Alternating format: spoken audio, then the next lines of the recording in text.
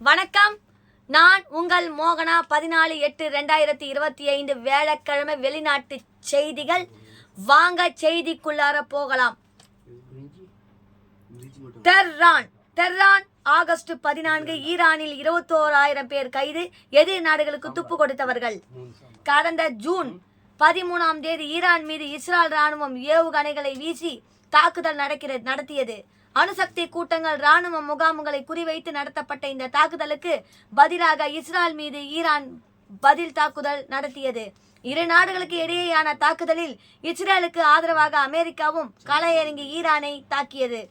இந்த போர் பதற்றம் 12 நாட்கள் வரை நீடித்த பின்னர் சுமூகமாக முடிவடைந்தது. போரில் ஈரான் முக்கிய ராணுவ தளபதிகள், அணு ஆராய்ச்சியாளர்கள் உள்ளிட்டோர் கொல்லப்பட்டனர். முன்னதாகவே ஈரான் நாட்டிற்குள்ளேயே இஸ்ரேலின் உணவு அமைப்பான மெர்சாட் ஊடுருவி முகாம் அமைத்து தாக்குதல் நடத்துவதற்கு திட்டம் வகுத்து தந்தது. உலக அளவில் அதிர்ச்சியை ஏற்படுத்தியது. இந்த நிலையில் இந்த போரின் போது நாட்டிற்கு எதிராக சதித்திட்டம் தீட்டியதாகவும் எதிர் நாடுகளுக்கு துப்பு கொடுத்ததாகவும் வெளிநாட்டினர் உள்பட 21,000 பேரை கைது செய்து சிறையில் அடைத்ததாக ஈரான் அரசாங்கம் தெரிவித்துள்ளது. அடுத்த செய்தியை பார்க்கலாம். பீஜிங் ஆகஸ்ட் 14 தலாம் லாமாவை சந்தித்த விவகாரம். செக் குடியரசுடன் உறவு துண்டித்த சீனா. பீஜிங் புத்த மத தலைவரான தலாய் லாமா சீனாவில் இருந்து வெளியேறி இந்தியாவில் தஞ்சமடைந்துள்ளார். இந்த நிலையில் அவருடைய 90வது பிறந்த நாள் கடந்த மாதம் கொண்டாடப்பட்டது.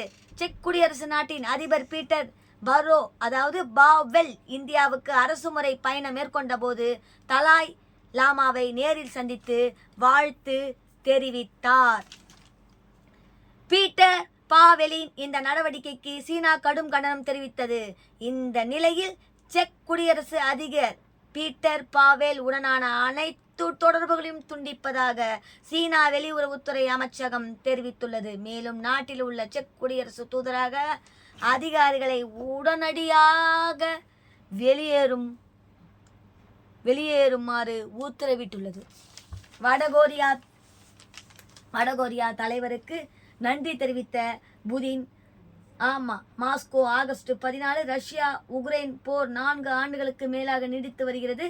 போரில் ரஷ்யாவுக்கு ஆதரவாக வடகொரியா தலைவர் கிம் ஜாங் அன் ஆயுதங்கள் மற்றும் ராணுவ வீரர்களை அனுப்பி தொடர்ந்து உதவி வருகிறார். இந்நாட்டு தலைவர்களும் பரஸ்பரம் நட்பு பாராட்டி வருகின்ற நிலையில் ரஷ்ய அதிபர் புதின் வடகொரியா தலைவர் கிம் ஜாங் அன்னை தொலைபேசியில் அழைத்து பேச்சுவார்த்தை நடத்தினார்.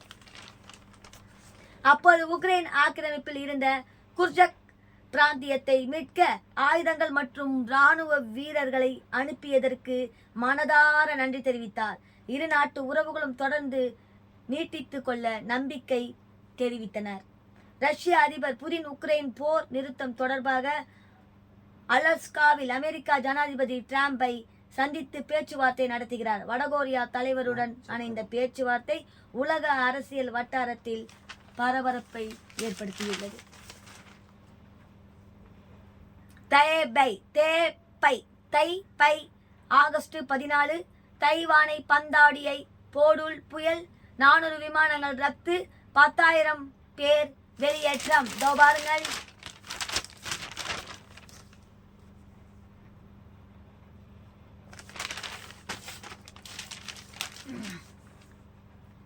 கிழக்கு சீன கடலில் உருவான போடுல் புயல் தைவானில் கரையை கடந்த நிலையில் பலத்த சேதத்தை உண்டாக்கியது. முன்னதாக 400 விமானங்கள் ரத்து செய்யப்பட்டன. 10,000 பேர் பாதுகாப்பான இடங்களுக்கு வெளியேற்றப்பட்டனர். தென் கிழக்கு ஆசிய நாடுகளில் ஒன்றான தைவானை அண்டை நாடான சீனா தனது பிராந்தியத்துக்குள்ளான பகுதி என சொந்தம் கொண்டாடி வருகிறது. இதனால் கிழக்கு சீன கடலில் அவ்வப்போது இரு நாடுகளுக்கு போட்டி போட்டுக்கொண்டு போர் பயிற்சியில் ஈடுபடுகின்றன. தைவானுக்கு அமெரிக்கா, இங்கிலாந்து நாடுகள் ராணுவ உதவி அளித்து வருகின்றன. ராணுவ முக்கியத்துவம் வாய்ந்த நாடாக தைவான் உள்ளது. இந்த நிலையில் கிழக்கு சீன கடலை மையமாக கொண்டு உருவான குறைந்த காற்றழுத்த தாழ்வு நிலை புயலாக வலுகொண்டது. இந்த புயலுக்கு போடுல் என தைவான் பெயரிட்ட நிலையில் அந்த தீவின் தென்கிழக்கு கரையை கடக்கும் என கணிக்கப்பட்டது. நேற்று போருல் புயல் உள்ளூர் நேரப்படி மதியம் 2 மணி அளவில் கரையை கடந்தது. மணிக்கு 120 கிலோமீட்டர் வேகத்தில் பலத்த காற்றுடன் அங்குள்ள கடற்கரை மாகாணங்களான தைதுங், ஜுவாலியான் பிங், டுங் யுன்லின் ஆகியவற்றை தாக்கியது. இதனால் அங்குள்ள நகரங்கள் சூறைக்காற்றுக்கு சிக்கி சின்ன பின்னமானது. புயல் காரணமாக இடி மின்னலுடன் கனமழை கொட்டியது. 8 சென்டிமீட்டர் அளவில் கனமழை பெய்ததால் தாழ்வான பகுதிகளில் மழைநீர் தேங்கி வெள்ளம் பெருக்கெடுத்து ஓடியது. புயலில் சிக்கி மின்கம்பங்கள், மரங்கள் வேரோடு சாய்ந்தன. மின்சார விநியோகம் துண்டிக்கப்பட்டது. ஆமா, மின்சாரமும் துண்டிக்கப்பட்டதாம். 400 விமானங்கள் ரத்து. முன்னெச்சரிக்கையாக நடவடிக்கையை தைவானில் இருந்து ஜப்பான், சீனா, ஆஸ்திரேலியா, அமெரிக்கா உள்ளிட்ட நாடுகளுக்கு இயக்கப்பட்ட இருந்த 130 சர்வதேச விமானங்களும் 300 உள்நாட்டு விமானங்களும் ரத்தாகின. மேலும் பள்ளி, கல்லூரிகளுக்கு விடுமுறை விடப்பட்டன. கடலோர பகுதிகளில் வசித்து வந்த 10,000 பொதுமக்கள் வெளியேற்றப்பட்டு பாதுகாப்பான இடங்களில் தங்க வைக்கப்பட்டனர். இந்த புயலில் சிக்கி 5 பேர் உயிரிழந்தனர். புயல் காரணமாக ஹாங்காங் மற்றும் பிலிப்பைன்ஸிலும் கனமழை கொட்டியதில் 8 பேர் உயிரிழந்தனர். அடுத்ததை பார்க்கலாம். உலகை சுற்றி மெக்சிகோ. மெக்சிகோ நாட்டில் போதைப் பொருள் கடத்தல் வழக்கில் அமெரிக்காவைச் சேர்ந்த 26 பேர் கைது செய்யப்பட்டு சிறையில் அடைக்கப்பட்டனர். அவர்களை உடனடியாக விடுவிக்க வலியுறுத்துவதை தொடர்ந்து மெக்சிகோ அரசாங்கம் அவர்களை விடுவித்து அமெரிக்காவுக்கு நாடு கடத்தியது. பிரேசிலில் சமூக வலைதளங்களை பயன்படுத்தி பாலியல் குற்ற செயல்கள் மற்றும் கடத்தல் சம்பவங்கள் அதிகரித்து வருவதாக புகார்கள் எழுந்தன. இதனால் நாட்டில் சமூக வலைதளங்களை பயன்படுத்த கட்டுப்பாடு விதிக்க புதிய யசோதா தாக்கல் செய்யப்படும். அந்நாட்டின் அதிபர் லூலா டி சில்வா பேசினார். இங்கிலாந்து நாட்டில் உரிய ஆவணங்களை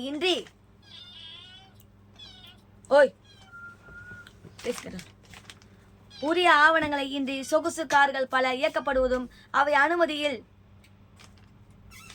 அனுமதியில்லாத சாகசங்களில் ஈடுபடுவதையும் புகார்கள் எழுந்தன.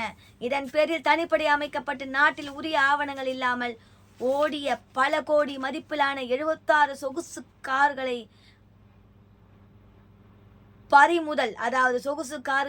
பறிமுதல் செய்து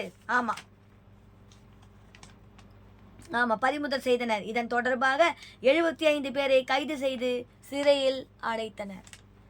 தென்கொரியாவை சேர்ந்த இளம் வயது தொழிலதிபர் டோ குவான் இவர் சிங்கப்பூரில் கிறிஸ்டோ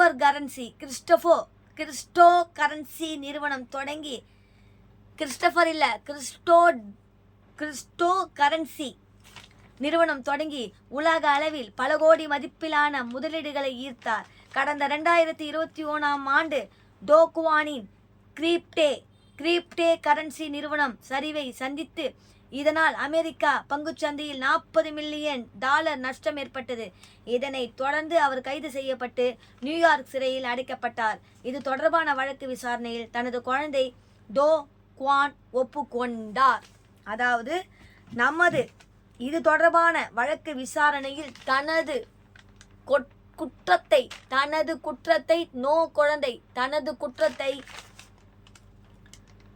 டோ குவான் ஒப்புக்கொண்டார்.